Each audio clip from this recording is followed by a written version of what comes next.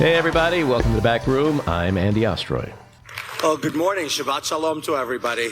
And thank you for being here. Thank you for having me. My name is George Santos. Lee Zeldin really paved the way for all of us in New York. Lee has served as an inspiration, as a friend, and as a leader for the Jewish folks in Congress and for all of us in this room by at one point being just 2 members. So now we're going to be 3. Now we're going to be 3. I never said I was Jewish until I said I'm a proud American Jew, and there's now going to be 3. But I never said I was Jewish. That, of course, is the very Jew-ishy George Santos, or as I like to say, the very Jewishy-washy George Santos. And I actually made that up, so nobody steal that. Jewishy-washy. You heard it here first. We're going to get to George Santos in a moment, and I'm very excited that we actually are going to talk about George Santos with the man who once held his seat, former Congressman Steve Israel, who just a few short years ago was in the District 3 seat on Long Island that George Santos, the hot seat that George Santos is soon to occupy. We're going to get to that in a second. But first, we have a little breaking news. The House Ways and Means Committee came through on what they voted and said they were going to do, which is to release 6 years' worth of Donald Trump's tax returns. Also this week, with regard to Donald Trump, there was a boatload of transcripts that were dumped by the J6 committee. But I really don't want to spend much time at all on Trump anymore right now, year-end. This is our year-end show. And we all know that the guy is just a god dang thief, and he's corrupt, and he's a traitor, and there's really nothing in transcripts that could be released that's going to make us go, oh my God, right? So, I mean, okay, Donald Trump Jr., he was corrupt, and he was conspiring, and okay, great. So we're not going to spend any time on that. And as far as his tax returns go, we know he's a broke-ass fraud. So we already know that. So let's get to George Santos. I mean, just when you think this party, the Republican Party, can't get any worse, that it can't get any more surreal, that they just can't be any more loathsome, along comes George Santos to make us go, you know what? You were wrong. This is a guy who has basically lied about everything. Everything. His education, he said he went to Horace Mann, Baruch, NYU. His work experience, said he worked at Citigroup, Goldman, lied about his finances and his charitable contributions. He said he was a landlord. He said he had 4 employees killed at the Pulse nightclub shooting back in 16, I think. Lied about his mother. She was like a pioneering corporate businesswoman. And he lied about their heritage and the fact that his parents escaped the Holocaust. Their name was Zabrovsky. They were Ukrainian Jews. Zabrovsky. I mean, literally everything on his resume is fabricated. It's not just unconscionable. And I was going to say unfathomable, but it is kind of fathomable, isn't it? This is a guy who's literally up until a couple of short years ago had multiple evictions from every apartment he lived in Queens. He worked for a company that was brought up on charges of conducting a Ponzi scheme. Then he started his own company. He charged that company for personal clothing, meals, travel. He's an insurrectionist. He was at the riots on J6. He also said he would pay for legal expenses for those arrested. He lent his campaign $700,000, just like, I think, a year after he reported a salary of $50,000. Like, where the hell he got this money is what needs to be investigated, and is going to be investigated. His company, which is called the DeVolder Organization, which he claims got a couple of new $2 million contracts last year. It's involved in, quote, deal building and, quote, specialty consulting for a network of 15,000 wealthy people, family offices, endowments, and institutions. And he actually gave an example. He said, like, so let's say somebody has like a Mercedes-Benz that they want to sell. I broker the deal and I get a commission. So he just like puts together deals, but all of a sudden he's now making like $1 million and not only funding his own campaign, but giving money to other people running for office, which is using his campaign funds to donate campaign funds to other candidates, which is pretty unheard of. So we learn that the U.S. Attorney's Office in Brooklyn and the Nassau County DA opened up investigations this week, investigating a possibility of crime involving his finances and his lies about his background, and whether big donors illegally funneled money to him. So let's say they pretend to be clients and they put money in his company, then he takes that money and he puts it into politics. That's a major violation of campaign finance laws. He also lied about having a tax-exempt charity, Friends of Pets United, a rescue organization. Apparently the IRS in the New York and New Jersey Attorney General's office have no records of a registered charity with that name. And you know, there's always some kind of twisted irony in any one of these kind of situations. And the irony here is that it took Tulsi Gabbard, of all people, who was subbing for Tucker Carlson the other night. This guy, Santos, went on that show thinking he's going to be met with a lot of defense and ass-kissing and the usual, like, you know, we don't care what you do as long as you're a MAGA or you're a Republican. Well, she ripped him a new one, didn't she? I mean, she said to him, these are blatant lies, and it calls into question how your constituents and the American people can believe anything that you may say when you're standing on the floor of the House of Representatives. Have you no shame? Kudos to Tulsi. Didn't know she had it in her. And you know, everybody talks about the media. They never hold politicians accountable. Why can't they push back more, be more aggressive?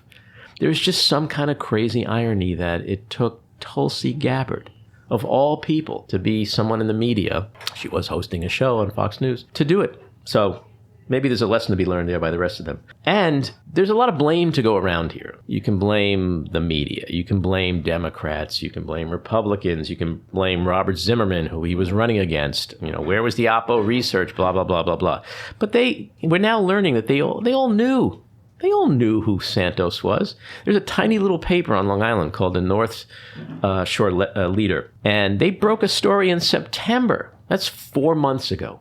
4 months ago, they called him out for being a total fraud. But the problem was, and we're going to get into this a little more with Congressman Israel, is that they just wrote him off.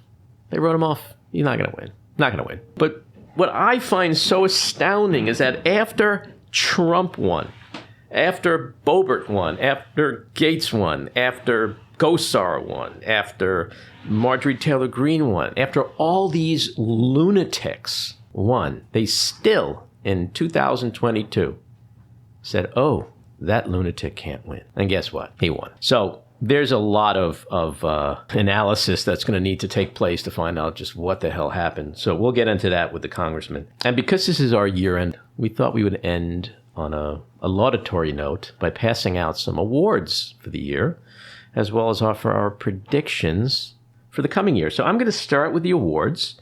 I think are all obvious, in my opinion. The Douche of the Year award goes to Elon Musk. The Patriot of the Year award, Liz Cheney. The Coward of the Year, it's a tie. Mike Pence and Kevin McCarthy. And this one is going to be a little bit of a hard one for you guys to figure out. So I'm just going to throw it out there and you tell me, Matt, Jen, you tell me who you think I'm talking about. See, the Diabolically Evil, Corrupt, Jew-Hating, Racist, Traitor, Sociopath Award of the Year. Year of the Year award. It's a challenge. Who could that be? It's really hard to I'm figure going out. to say it again. I'm going to say it again because I want to make sure you guys understand it. The Diabolically Evil, Corrupt, Jew-Hating, Racist, Traitor, Sociopath of the Year award. Who could that be for? It's a puzzle. It's a puzzle. We're just going to have to It's do it. Trump. What's wrong? Oh, my God. What's wrong with you guys? Never would have guessed. My God. Maddie? If you had just said they had small hands, and a small mushroom-shaped. peen, as Howard Stern likes to say. I love people who use that word, a small peen. But they say small hands means small gloves, right? Okay. Maddie? Awards? Yeah, my awards, I'm going to go for overlooked heroes and villains. So for my hero, I'm going to go with retired Police Lieutenant Aaron Salter. He was in Buffalo on May 14th when a disgusting racist scumbag came in to kill 10 people. And he fired, hit the person, but they were wearing body armor. They returned fire, and he was killed. Mm-hmm. I'm going to go with that as my good one, somber hero of the year. My other hero are all of the election workers who worked through 2022 with enormous physical threats in order to preserve our democracy. And finally, for our villains, unusual villains, because usually I don't think of police as being villains, but I'm going to give my villain award to the Uvalde Police Department, who took 78 fucking minutes to come in, and while children were bleeding out, 21 people died that day. We don't know how many would have lived if they had just done what they were supposed to do. Touche. That's great, Matt. The first annual Backroom Big Balls Award goes to my idol, the queen, the person that I want to be when I grow up, Nancy Pelosi. Co-sign. I just, so much respect for holding together, shall we say, an eclectic group of Democrats. Holla. And I meant, that's actually challah. I wasn't being musical or culturally relevant or anything. I was just being a little Jewishy-washy. Really, without her, I think the J6 Commission wouldn't have had the same impact. You know, we watched 2 impeachment hearings, and I mean, she's the bomb. And thank you, Nancy Pelosi. Amen, sister. Predictions. Trump will be indicted. Kevin McCarthy will not be Speaker. Joe Biden will run again. And last but not least, I'm going to throw this in there. It's new. It's topical. Our Jewishy-washy friend George Santos, if he's actually seated, he will be gone very soon after. But I'm going to go on a limb and say he's going to resign. Matt, Let's see. predictions? 2023? I have 2 categories of predictions. I'm going to do predictions in tech and predictions in politics. In tech, I think Lena Khan, head of the Federal Trade Commission, is going to be a hero. She is going to finally really put the hammer down on Amazon and on Twitter for violating numerous things that Twitter's doing. Little quick tech prediction, Apple will finally come out with an iPhone that has a USB port in 2023. And not to be outdone, Google will come out with their own AI interface to compete. And we're going to see some interesting things in search. Finally, in politics, I agree Trump will be indicted in 2 jurisdictions, both the feds and in Manhattan at the very least. And Georgia. And Georgia, but I'm still iffy about that. But I'm pretty more positive about the other 2. But I'm perfectly happy to take all 3. And finally, I agree with you about George Santos. I think I do think he's going to be seated, though. I think by mid-January, we're going to have Lettuce Cam up, and Lettuce will beat George Santos just like it did with Liz Truss. Those are my predictions. Head of lettuce. I'm going local level. I think that Republicans and conservatives will continue their very successful local seatings, especially at the Board of Ed level. And that will play out with the continued book banning that you're seeing across the United States. And that's my prediction. Cool. I have one more. All right. I think the Backroom podcast is once again going to hit #1 in Latvia. I'm not going to say when, but I know it's coming. So on that note, let's get to Steve Israel. He was a United States Congressman for Long Island's Districts 2 and 3 from 2001 to 2017. He served on the House Armed Services Committee and the Appropriations Subcommittee on Defense.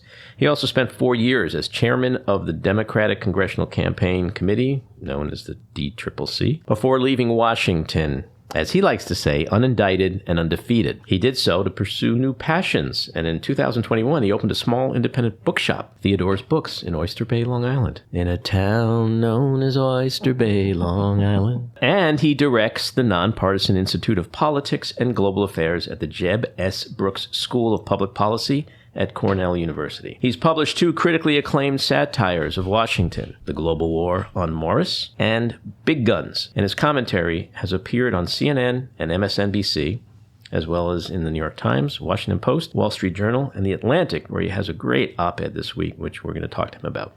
Congressman, welcome into the back room. It's great to be with you. George Santos. Okay, so you held his seat. It's now a hot seat. So you know that area well. You know the politics of Long Island very well. You served in Congress. You wrote an op-ed in The Atlantic this week, which I thought was great. And it really spoke to the bigger issue, which is how this could have happened. And certainly there's a lot of blame to go around. You can blame the media, although the North Shore leader, uncovered his fraud back in September. You could blame Democrats. You can blame Robert Zimmerman, who he ran against, for failing to do the right Oppo research. But the truth is, and I think this is what you pointed to, it was my biggest takeaway from your piece, is that everybody did know, and they kind of just wrote it off because he wasn't going to win. The biggest party to blame was and is Republicans, right? Isn't that where you're coming from? Yeah, I think the answer to the question that everyone in politics is asking, how did this figment of his own imagination get elected to Congress?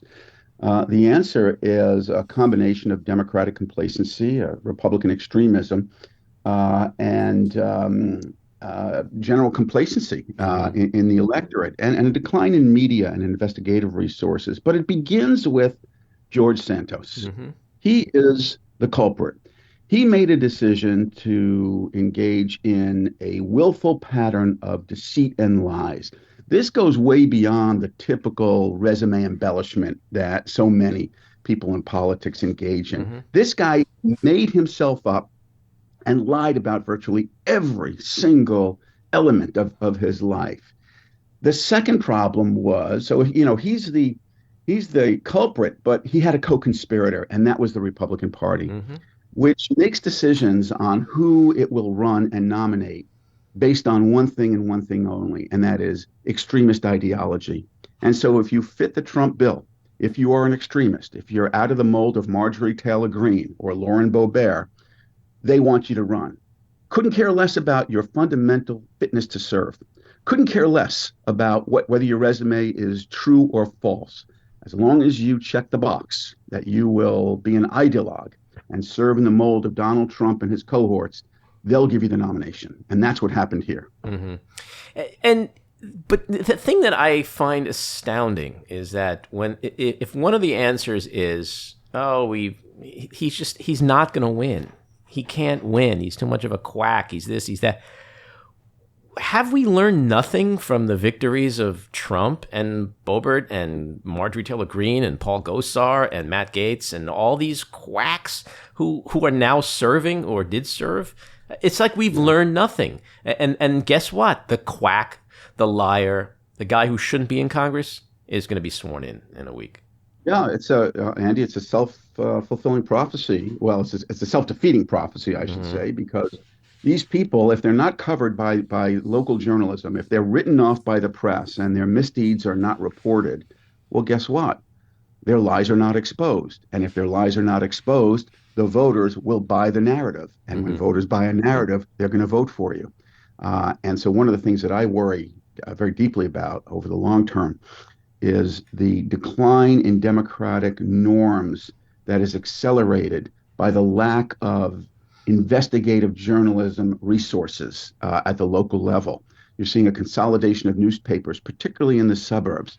And as they consolidate, they just don't have the bandwidth to investigate a guy like George Santos, even when they had a sense that the guy was lying. And what was their response when asked to investigate? He's not going to win. He's not a story. We don't need to bother. Well, he won, and now he's very much a story. And but the New York, the North Shore leader, yes. They, to your point, they did their job. They did their homework. They presented it in the best way they could because they're a small little Long Island paper. New York Times, everybody's talking about the Times. Oh, they did this big expose. But that was like a week. Was that a week ago? Like, he's already been elected. So, that information was out there. And the fact that it didn't catch on like wildfire in this toxic, partisan, tribalistic climate is kind of crazy. But I think you write about voters. Speaking of voters, you wrote that they're in your district, it was like mellowness bordering on apathy, and then you also say that they're basically left of center on social issues, right of center on taxes and spending, and concerned about preserving their quality of life. So they're kind of like apolitical. The district typically leans left, right? So, but what do you think happens there now? Like, if I was living in that part of New York and I voted for George Santos, he defrauded his constituents. Yeah. What happens on the part of voters? Where do they go? And then I want to get to what happens in the House. But in terms of voters, what happens? I've witnessed the buyer's remorse in a very personal and real-time way. After leaving Congress, one of the things I did is I opened up my own little bookstore in Oyster Bay, Long Island. And so now I get to talk with people, not because they're constituents, but because they just love to read books and they're curious. And I have to tell you, since the story broke, a steady parade of people coming into my bookstore, Theodore's books, saying, I voted for him, but I feel hoodwinked. I feel like I mean I was lied to. I will never do it again. And so his political future is over. In fact, the local Republican Party has announced that they will not support or endorse him or nominate him in 24. So his political career is done. It is finished. The problem is that until he leaves, either because he doesn't run in 24 or because he's expelled from Congress, which is unlikely to happen, or he resigns, until he leaves, his dream has come true. He has a seat in the United States Congress. He's collecting his $175,000 salary paid for by the taxpayers. He gets the benefits that members of Congress get. Many of those benefits are exaggerated, but he gets those benefits. And he's got 2 years to do basically nothing. That is part of the fraud that has been perpetrated on the people that I used to represent. And so that sounds like, at least for the next 2 years, not much, if anything, is going to happen to him. That's what I'm hearing you say. Well, it's unclear. It's unclear because the story has triggered the following investigations. The Nassau County District Attorney has announced that she is investigating. She, by the way, is a Republican. The New York State Attorney General has announced that she is investigating. The U.S. Attorney's Office has announced that it will be investigating. Once he's in Congress, you can expect an investigation to be convened by the House Ethics Committee. And perhaps by the Professional and Independent Office of Congressional Ethics. So controlled by Republicans. Well, no, actually, so the House Ethics Committee is completely bipartisan. Now, it will have a Republican chair, but it is completely bipartisan and it has an equal number of Democrats and Republicans. The Office of Congressional Ethics, which was authorized as one of the first things that Nancy Pelosi did when she became Speaker in 2006, is completely independent, professional. It has an independent board of directors. It can make its own referrals to the Ethics Committee, and it has its own resources. So Mr. Santos faces quite a few layers of investigations that he's going to have to defend from.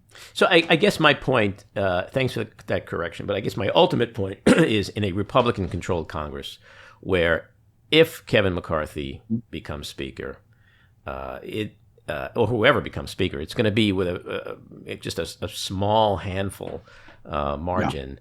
I mean, the Republican Party can literally not afford to lose that seat, which would be what happens if if there's expulsion, and then there'd be a special election. Like that doesn't seem like a likely course of events. So would it all just be slap on the wrist, kind of performative? Maybe there's censure. Maybe he's kept off a committee. But can you do that? Could Kevin McCarthy do that today with Marjorie Taylor Greene, the real speaker, behind him? Could he actually keep Santos off committees? That speaks to what really is going to happen to Santos. Okay, so that's a good question. I was talking about some of the legal and official challenges he will have. Let's talk about the politics. Or just practical. That's what's going to drive the future in this. So you are absolutely right that Kevin McCarthy cannot afford to lose George Santos's vote on January 3rd, just a few days away. It's a very slim margin. Santos already endorsed McCarthy. He needs that vote. So they've got to keep him in his seat at least until January 3rd. Then McCarthy worries about what happens if Santos does resign. What happens if he is somehow expelled, which will never happen? What happens if that seat is vacant and there's a special election? That's what will happen. If Santos leaves, the governor will call a special election. The last thing in the world that Kevin McCarthy and the Republicans want in their new majority is a special election. Number one, it's going to cost them probably about $5 million. in a high-priced media market like New York. And I speak from experience. I chaired the Democratic Congressional Campaign Committee and ran 8 campaigns for Congress in New York. So they don't want to have to spend $5 to $7 million in a special election. Number two, remember, despite Santos's victory, this is a Democratic-leaning district. I held it, or most of it, for 16 years. My successor, Tom Suozzi, held it for 4. Joe Biden would have won it by 8 points. And they will most likely lose that special election. They do not want to start their new majority with a loss. It creates a horrible narrative for them. It's going to dampen their fundraising going forward. And so I think you are right, Andy. My bet is, with proviso that almost anything can happen, my bet is that their political imperative will be to just keep him in his seat, maybe have the ethics committee give him a censure, maybe have the ethics committee give him a light reprimand, knowing that he's not going to run in 2024, and let him just disappear. But will he disappear? Because, when you have that 800-pound gorilla just staring at us every day, not held accountable, it's almost like the problem becomes bigger, especially when you look at everything else that's going on. When you have Trump having Nazis at the White House, when you have Marjorie Taylor Greene, claiming there's Jewish space lasers and pizza pedophiles and all this crazy. It's just another scandal. It's another example of how politics today has just gone off the cliff. And so it truly is going to be a horrible thing if literally nothing happens to him and he's just held up to us every single day, and he's in front of the camera and he's on Fox News. And I'm going to get to that in 1 second with Tulsi Gabbard. But it's like with Trump. If he doesn't go away, if he's not held accountable, then they win. It wins. That kind of campaigning wins, and truth and reality and good versus evil, like all of that dies. And so, but it's hard to imagine how it's actually going to end up in a way that will satisfy not just Democrats but moderate Republicans who are aghast at what he's done. Yeah. And to your point, I think this really gets deeper, but it's so vitally important. Donald Trump was the first to bring us into this new age of performative politics, right? So he was the first, series that aired on performative politics, but then he spun off all of these other series. He spun off Marjorie Taylor Greene. He spun off Matt Gaetz. He spun off Lauren Boebert. He spun off these hucksters and grifters and abusers of the public's patience. And George Santos is just the latest spinoff of the performative politics that Donald Trump brought to us in 2016 and continues to this day. It's interesting. I want to ask you, because there's a lot of talk about Santos and why he did what he did. All the people you've mentioned, with the exception, I think, of Trump, who I do think is a sociopath. I don't think Marjorie Taylor Greene is a sociopath. I don't think Matt Gaetz is a sociopath. I think these are just cunning, evil people who will do anything to win. But do you think, given what we now know about George Santos, do you think he's a sociopath? Because he certainly seems like one. Yeah, it's hard. I know you don't have a tough comparison. A credentialed. Look, a guy, he is in his own category, and I'll give you some examples why. This is a guy who did 2 tweets alluding to the death of his mother. Yes. And each tweet had her die on a different day. Yeah. That's sociopathic. This is a guy who claimed he was Jewish and then was offended that people didn't understand that when he said he was Jewish, what he really meant was Jewish. Yeah, I actually coined a phrase called Jewishy-washy. I love that. Yeah. That's great. So that's what he is. So that is its own category of wacky. But no, so yes, he is in his own category, and that does not make me feel particularly better that he's not as bad as Gaetz and Marjorie Taylor Greene. Because at the end of the day, he still has a vote on the floor of the House of Representatives. Yeah. He's still a sitting member of Congress. And if he doesn't get held accountable, then he owes people who are making the decisions. That's exactly right. That's exactly right. And that's as I said in my Atlantic piece, the caucus of unhinged representatives, the Greens, the Boberts, the Gateses, has just increased by one, and that is George Santos. So there's always irony in things like this. And to me, the irony is that it took Tulsi Gabbard on Fox News to hold him accountable. She basically called him a blatant liar. And then she said, "Have you no shame?" Why can't the rest of the media? I mean, Tulsi Gabbard of all people. I mean, I'm sitting here as not a fan of Tulsi Gabbard. But I give her major props when she was sitting in that seat as a media personality. She did her job, and she did her job really well. Why can't the rest of the media do that? Well, I think the answer is on several levels. First, let me say I served with Tulsi Gabbard. Her journey, shall we say, is one of the strangest that I've seen. I worked with her on issues like anti-ballistic missile defense in the Pacific. I always found her to be a reliable and reasonable Democrat to work with. And then she had her own, shall we say, unique journey. I was just as surprised as you were. I think Santos made a decision that he would go on Fox because he considered to be a friendly media outlet. This is important to understand. It took him over a week to finally go out in public and explain. When the Times story broke, he said, "In due time, I will explain what happened. I have my side of the story." And then he sat for a week, no comments. Then he decides that he's going to tell his story on a variety of right-wing media or far right or right-leaning media platforms. He goes on to the New York Post.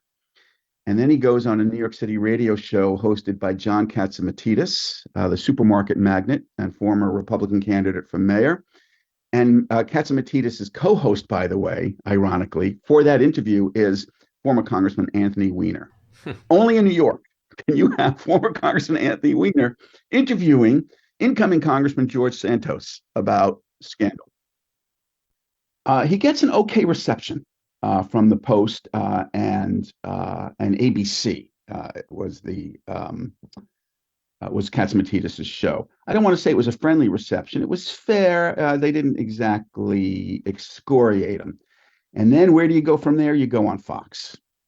And I think he was expecting a more sympathetic, understanding, welcoming interview. And Tulsi Gabbard let him have it. And since then, he's been quiet again. He's not done any additional media. It is sad that it took Tulsi Gabbard to really call the guy out and excoriate him. And I think it explains why he's decided to go virtually into hiding again. It kind of reminds us of back in the early Trump days when the media had such a hard time calling him a liar. If you remember all that, they would say he's, spewing mistruths and misrepresentations and altering the facts. And like the rest of us are screaming, just call him a liar, because that's what he is. Now, of course, they call him a liar, but it obviously is too late.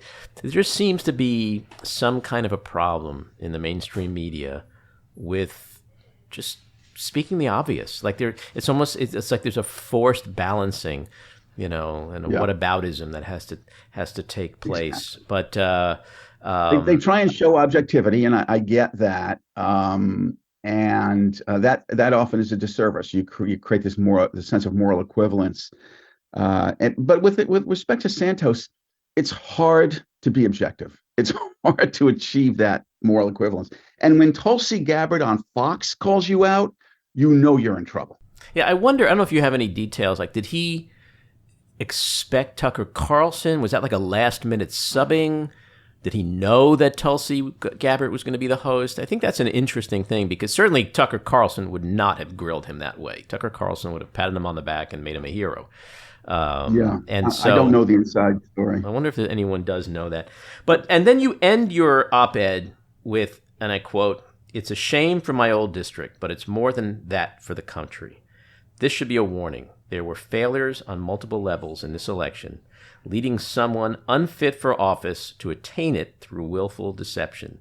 The chief casualty of this election was the truth.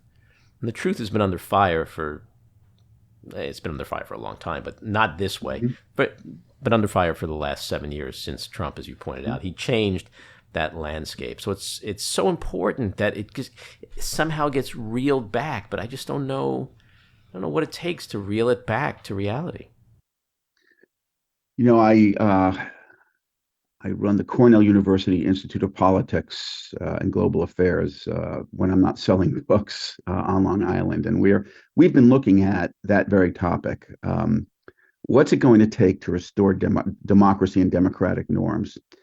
And one of the values that always maintained democracy was a sense of agreed upon truths. We might not agree, our opinions may differ, but society always had kind of guardrails. And when the truth was really exploited, ignored, and offended, there was a recognition of that. That's changed. It's changed in the past 15, 20 years, which means that one of the most important things we can do, Andy, to restore some balance and some agreed upon norms and some common ground on the truth, is to expand the resources for investigative journalism. Mm-hmm. Part of the reason that democracy has declined has been the consolidation of newspapers. In the district that George Santos just won, we have one dominant newspaper. They do a phenomenal job. They have a great investigative unit. They've done amazing work. But they have been consolidated. They have been under budget pressure. They have had an investigative team that was looking at a whole bunch of things, and now you have this Democratic congressional candidate say, "Hey, I think this guy Santos is a fraud," and they look at it and they say, "We're working on other things, and oh, by the way, this guy's not going to win. Mm-hmm. We'll take a look at it. If he wins." Democracy can't survive without the truth. The truth cannot survive without good journalism. Journalism can't survive if it continues to get consolidated, cut, and whittled away. Amen. Let's talk about Trump for a second, since the genesis of all this really goes back to him. Do you think he's going to get indicted? And if so, where do you think is the most likely jurisdiction that he will face charges? I have to be honest. I just don't know. Much to my mother's shame, I never went to law school, so I can't make a judgment as to whether he's going to get indicted. I have heard, so let's put that away. I just don't know for sure, and I don't want to speculate because I'm just not informed enough. But let's then move to what I'm hearing from Republicans who know him and have a view of his thinking and the thinking of his inner circle. There is a theory that he believes the only way for him not to be indicted is to run for president. Mm-hmm.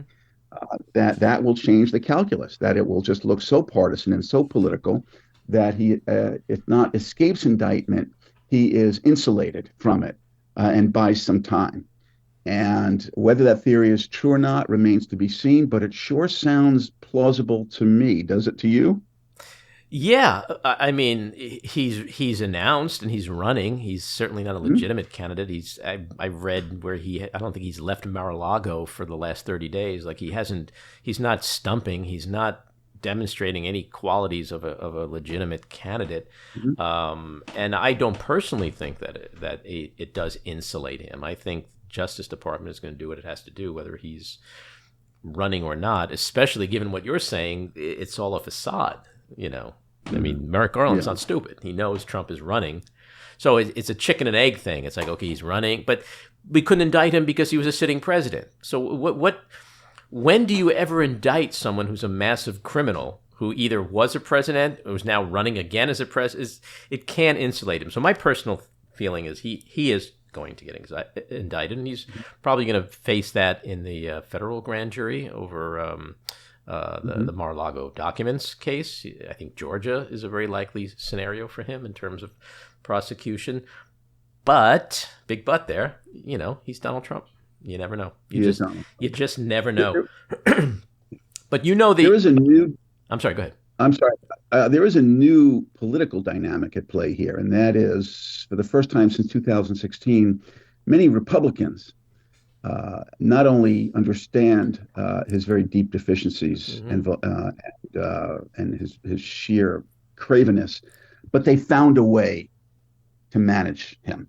They didn't know what to do with him in 2016. And I know this because I've spoken with them. They didn't know what to do with him. They, again, complacency. First, they didn't think he had a chance, so they figured they'd ignore him.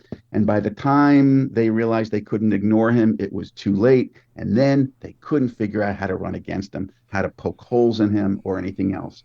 Now they believe that they figured out how to manage him, how to exploit those vulnerabilities.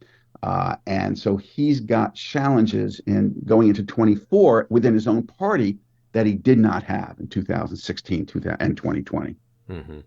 And, that leads me to my next question, which as someone who is a former insider, and perhaps you still have a lot of juice inside with certain folks, you know the system, you know how it works. Judging from what you see and hear, do you think he's done in the sense of them looking at him as their future the way they used to, or the way they did up until fairly recently? I think the cult figure is on the decline, but the movement continues to be very strong and very resonant with too many people. So Trump versus Trumpism is what you're saying. Exactly. I just saw a recent poll that something like 47% of Republicans want any candidate other than Donald Trump. But they love his policies. So they want Trumpism without Trump. Now, in fairness, people say, wow, 47% of pro-Trump Republicans don't want him to run. In 2016, I saw a poll that something like 60% of Republicans didn't want him to run. Right. And they all fell into line. So when you have a cult figure, that cult figure is able to discipline the rank and file. But there's no question in the members of Congress. You said you made a reference to having been an insider and perhaps still have that access. And I do. I talk to my former colleagues in Congress every single day, Republicans and Democrats. There is a consensus building among most Republicans that they cannot win in 24 with Trump at the head of the ticket, and he is going to have down ballot effects and be a drag on the ticket. And so there is a political imperative to replace him, but replace him in a way that doesn't come back to haunt them. They don't want this guy tweeting, encouraging people to primary them. And so they're threading a political needle right now. But that's the same needle they've been threading for 7 years, and it's worked miserably. They've lost special election after special election. They've lost the midterm. I mean, since 2018, they've lost everything. So it does feel like there's certainly like we've hit an inflection point where they realize that he's a loser and they're never going to win with him. But there's still that base, or however much the base has declined, because the base basically is everyone who voted for him in 2016. He did lose a chunk of that base. He still has the hardcore cultists, but with his waning popularity within the party, he does seem like a wounded animal right now in a way that he never did before, Well, I think, the inflection point was the 22 midterms. Now, they did win the majority in the House of Representatives, but Kevin McCarthy was out there saying they were going to win 60 seats, and they just barely won. And there is a recognition that they barely won because rather than the midterm being a referendum on Joe Biden, you always want the midterm to be a referendum on the president in power, always, if you're the out party. Republicans tried to make this a referendum on Joe Biden, but the Democrats made this a referendum on Donald Trump as well.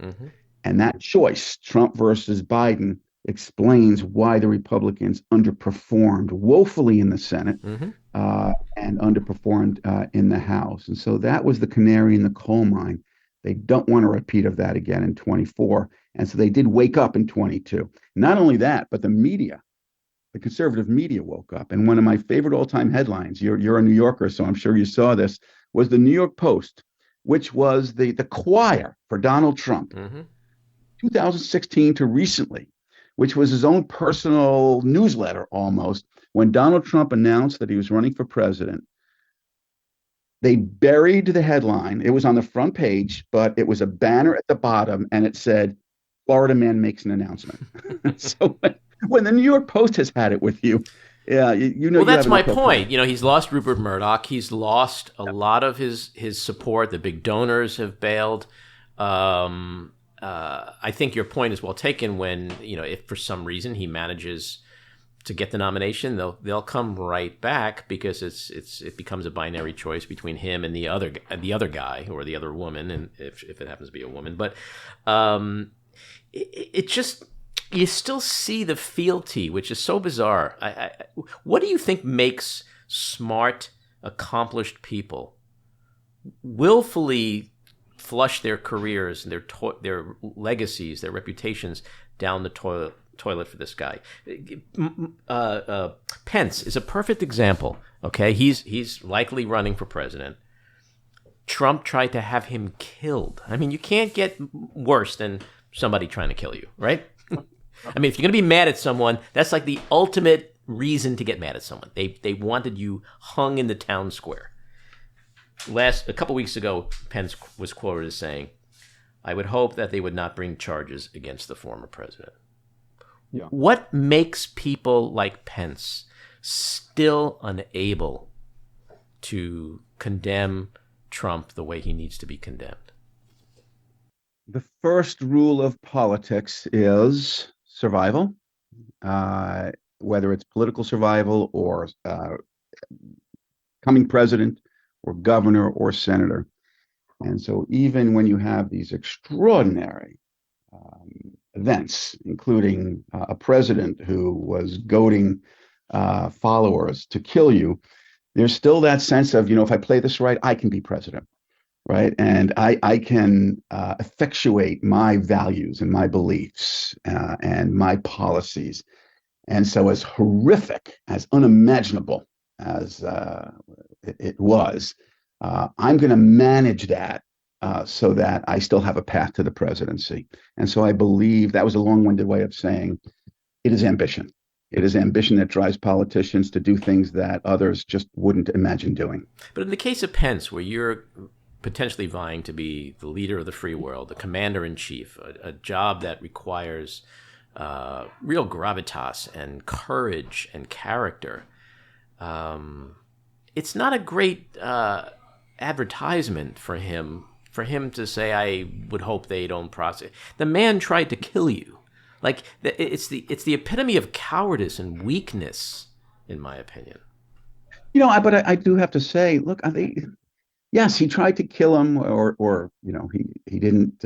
He aired that view. Trump aired that view. But let's not kid ourselves. Tried to kill. He didn't say how. He just says kill him. But let's not kid ourselves. They believe in Trumpism. They believe in his policies. Yeah. I'm not writing Donald Trump off. I think he has a path to the presidency. Sure. We need to be careful about that. And whether he has a path or not, his movement has a path. And his followers are crowding that path.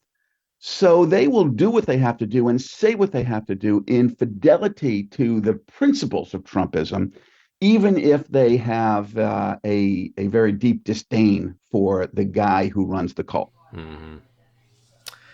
So speaking of the cult, Kevin McCarthy, do you think he becomes Speaker?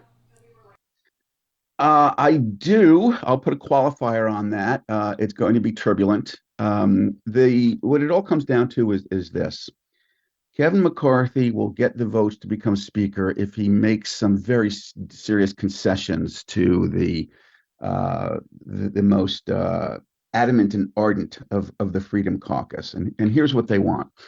They want him to agree that at any time during his speakership, a single member of Congress can file what's called a motion to vacate. A motion to vacate means we want the Congress to vote on whether you should be stripped of your speakership. Now, under the current rules, the leaders of both parties in the House have to agree to that motion. Gates and others, Norman from Oklahoma and others, they want it left to a single member. Can you imagine if Lauren Boebert or Marjorie Taylor Greene can decide on their own that they're going to try and remove Kevin McCarthy? He may have the gavel, but man, it is just coated with grease. It's going to slip right out of his hands. If he agrees to that, he'll have the votes. But he may have the votes, but he's not going to have the gavel for very long. Right. He's saying no. I'm willing to expand the number of members. Or I'm sorry. I'm willing to expand the number of members required for a motion to vacate, but I'm not going to leave it to one person. There are reports that he has counterproposed to them allowing 50 members or 30 members to trigger a motion to vacate. And there are still some hardcore Republicans who are saying, no, it's just going to be one. It's all going to come down to that. January 3rd, there's going to be a ballot. If McCarthy doesn't win on the first ballot, it gets very interesting. It could go to a second ballot, third ballot. That's where mischief really comes into play. So I think you can. I do believe he's going to win, but I don't think it's going to be a very neat or very pretty. Mm-hmm. Yeah, look. Marjorie Taylor Greene is you're talking about a witch who suddenly finds herself, an unqualified witch, finds herself probably in one of the most powerful positions in this country. She is not the kind of person psychologically that's going to back off of that. She is going to capitalize on that currency as much as she possibly can. And that does pose a huge problem for him if he does get in my opinion. What do you think of Liz Cheney? What's the future hold for her? I'm a big fan, not of her policies, but Right. but I mean, my God, the last few years where we needed people on the right to stand up for patriots, be patriots, and stand up for democracy and the rule of law. I mean, she wins the award. But what's ahead for her, do you think? You know, whoever would have thought that we as Democrats would be talking about how wonderful Liz Cheney is. Yeah, it's crazy. I chaired the Democratic Congressional Campaign Committee, and at one point I was trying to figure out how I could raise money for her in her race in Wyoming. She was out there stumping for Democrats. I mean, that's kind of the silver lining of the Trump years is that he kind of united us in a way that he probably never intended. You know, there's no question. And Adam Kinzinger from Illinois is another member who risked his career and may have lost his seat in Congress because he put democracy ahead of his own partisan politics. They both should be commended. Yep. I think I've said for quite a few years, what has to happen for democracy to prevail, in addition to having stronger, more effective journalism, is the Republican Party has to take itself back. Mm-hmm. And I've said to people like Congressman Kinzinger and other Republican friends, take your party back. Don't surrender it. Don't allow it to be hijacked. We need to go back to the days where Republicans and Democrats could disagree vehemently on policy without the performative politics and without the violence and without the social media presence. Work out compromise, meet in the middle, and get things done. And there are good Republicans who are capable of doing that. I think the silver lining in all this, as you say, is that Cheney, Kinzinger, and others, their profile has been raised and they have a platform. And I hope that they'll continue on that platform to try and get their party back. Mm-hmm. Do you think she'll run in 24? She doesnn invite me to her strategy meeting, so I can't say for sure. I'm not invited either. I'll tell you. Her role on the January 6th committee, she was very assertive and principled. Mm-hmm. She wanted to go further than many thought that she would go. And I think she's got an amazing platform now. I hope she continues on it. Mm-hmm. Well, the last thing I want to ask you about is the bookstore. As someone who is a partner in a candy store in Rhinebeck, New York, Samuel's Sweet Shop, I'm going to make a shameless plug, samuelsweetshop.com. As someone who does have a stake in a retail business, isn't it like the greatest thing? I want to understand what brought you to that business? When I was in Congress, I was a voracious reader. I had a library in my office. And it was always my desire to open a bookstore. When I was in Congress, on my schedule, no matter where I went, even if it was Afghanistan, my scheduler would tell me where there was a local bookseller. Now, I wasn't always able to get there, but bookstores were always my refuge. They were my sanctuaries. No partisan sound bites, no partisan shots, no tribalism, just books. And 2 years after I left Congress, I found a little 1,500 square foot storefront in Oyster Bay, Long Island, my hometown. That's where Theodore Roosevelt lived. He lived literally up the street. His summer White House executive offices were across the street from my store. And I opened up Theodore's Books, theodoresbooks.com. And we've been open for just over a year, and it has been the most extraordinary experience of my life, second to serving in the United States Congress. And so I have shifts like everybody else. I'm at the store. I was there yesterday. Our emphasis is history and current affairs, but we also sell every bestseller and children's books and new releases.